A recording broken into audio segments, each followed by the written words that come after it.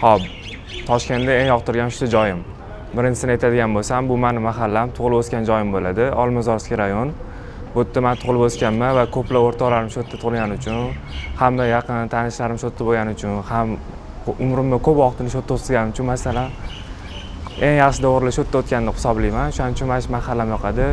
Ham bu yerda yangi mahalla bo'lgani uchun ko'plab odamlar ko'chib kelishi, keyin bizga yoqadigan o'zimizning kafe, restoranlarga borligi, ham o'zimiz masjidga tushib anaqa vaqt o'tkazganim uchun shu yoqadi.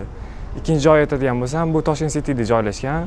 Toshkent Cityda menga eng yoqadigan joyi, bu yerda ko'plab ovqatlar, har xil fast food anaqalar bor. Ko'plab brendlar ochilgan. Bu yerga kirib bemalol ovqatlanib, vaqtingizni o'tkazib, undan keyin masalan kinoga tushsangiz bo'ladi. Men o'zi kinoga qiziqqanman yoshligimdan. Shuning uchun men shu kino deb o'ylayman. Bu kinoga o'rtoqlarim bilan ko'p tushamiz. Bir oyda bir marta yangi kino chiqqanda yoqtirgan kinolarimizga. Uchinchi joy aytadigan bo'lsam, ko'p joy aytishim mumkin. Masalan, Webster. Chunki Websterda ko'p vaqtimni o'tkazaman men. O'qishim shu yerda bo'lgani uchun, masalan, birinchi anaqa sababi.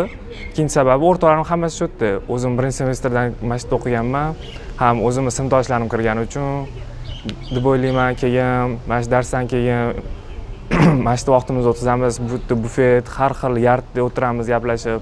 Bu yerda ko'p tanishlar orttirganman, har xil shaharlardan. Keyin aytadigan bo'lsam,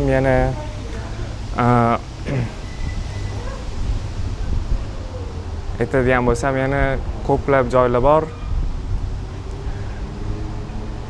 Next aytishim mumkin. Nextda katok bor. Katokka ko'p tushamiz biz. Qiz bola sinfdoshlarim bilan tushishga o'rganganmiz. Qizim bilan yoki o'rtoqlarim bilan katokda uchish yaxshi ko'rganim uchun mana shu yoqadi. Keyin yana basketbol yardlarini aytishim mumkin. Qorg'amishda ko'plab basketbol yardlari bor, ham basketbolga qiziqadigan ko'p bolalar bor bu yerda. Men o'rtoqlarim bilan o'zi ko'p basketbol o'ynaymiz. Shu bo'lib tugadi.